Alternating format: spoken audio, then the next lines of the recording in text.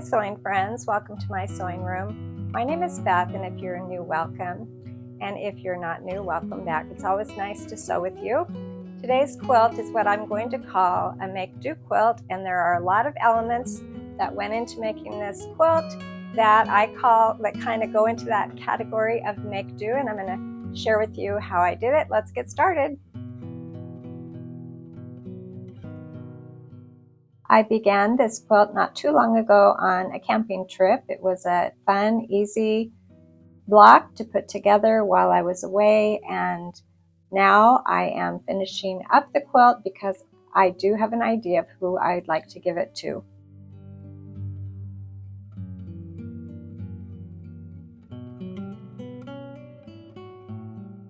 Sometimes the quilts will simmer just a little bit till I have an idea of who I might give it to, and this time it's a family who are taking care of an infant with a foster care agency, and that's near and dear to my heart, so I thought it would be fun to finish up this quilt for their new little baby.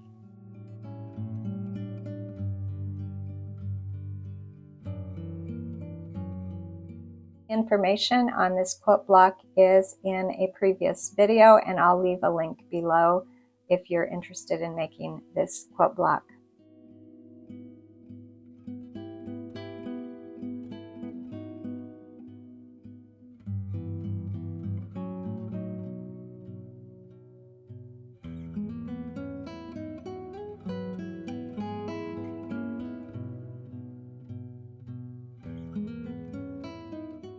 One of the elements in this make-do quilt is that yellow fabric. The yellow check fabric is a flannel, so I am mixing flannels and cottons. That yellow gingham was just so pretty that I wanted to use it in this quilt, and you don't always see flannel with cotton, but I think it'll work out just fine.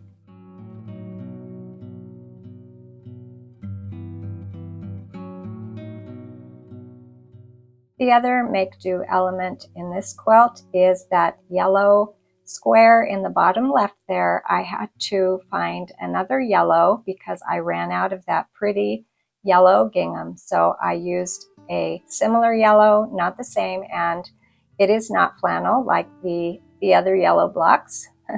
So this is a true make-do quilt.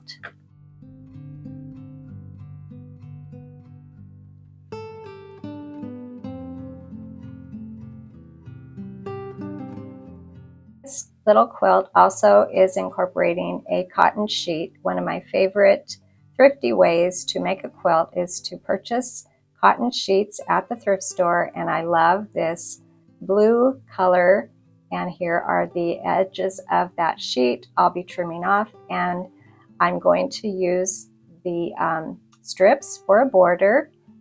A sheet gives you a lot of fabric, so I never worry about running out of fabric when I'm using a cotton sheet.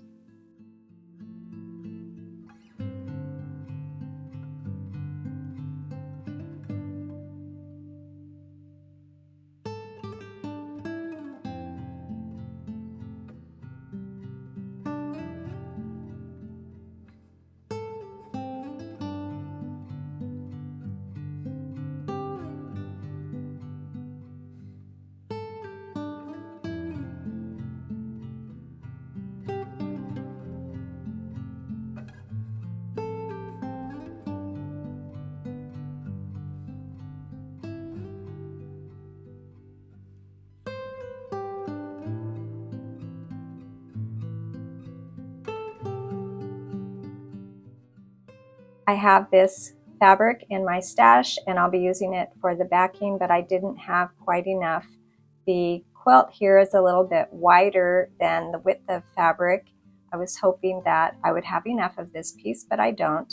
So I'm going to insert another piece of fabric. I'm going to cut through sort of not the middle of this big piece of backing fabric. I like to cut sort of off center so that I don't have that inserted fabric right in the center of my quilt backing. So I'm going to put a complementary fabric sort of to the side in the middle of the backing fabric. So here I'll fold my fabric, and I'm going to just cut a line through it and insert about 9 inches of another fabric.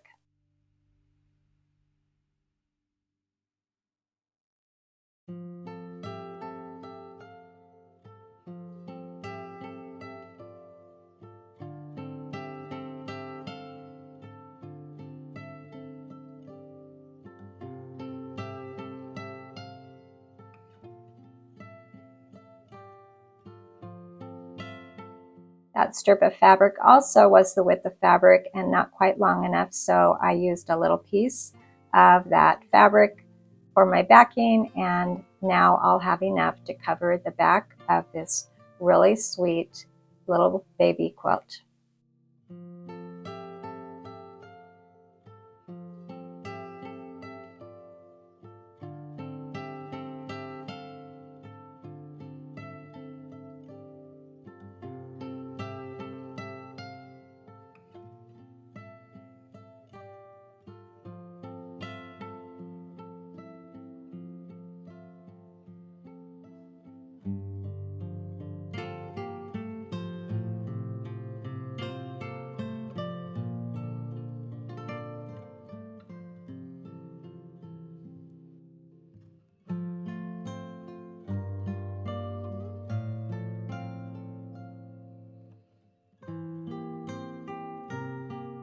I did enjoy piecing my quilt with my old featherweight Singer sewing machine, but to do the quilting lines, I pulled out my Juki that just came back from the shop.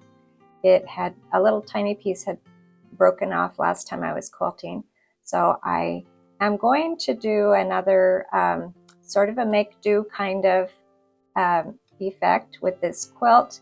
I was a little concerned that my squares, if I did straight lines through my squares, I don't think they're all perfectly lined up, so it would be really obvious if my squares are not lined up. So rather than do straight lines through my squares, I am going to do sort of a squiggly line. It's going to be straight but wavy, so that way if things are not perfectly straight, it sort of hides the fact that things are not perfectly lined up.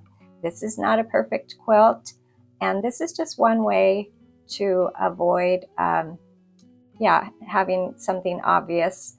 And these wavy lines are really easy to put in. I just put the feed dogs down, and as I go through my quilt, I move it back and forth to create a little wavy line.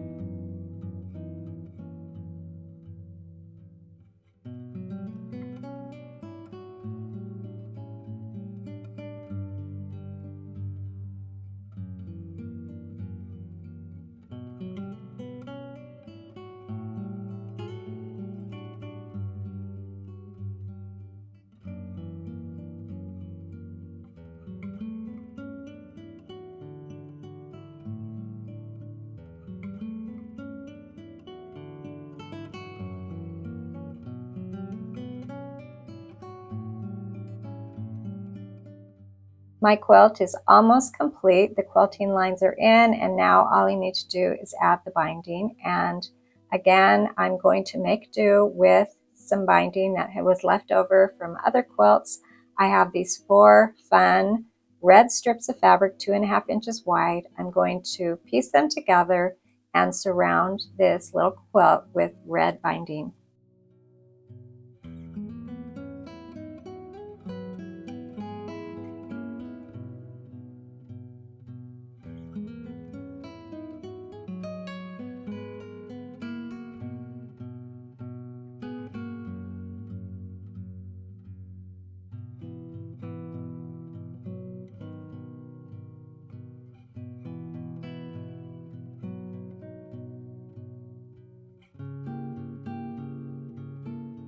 I attached my binding to the back of my quilt, and after I have it attached, I will roll it to the front. I'll put some red thread in my machine, and I'll top stitch all the way around.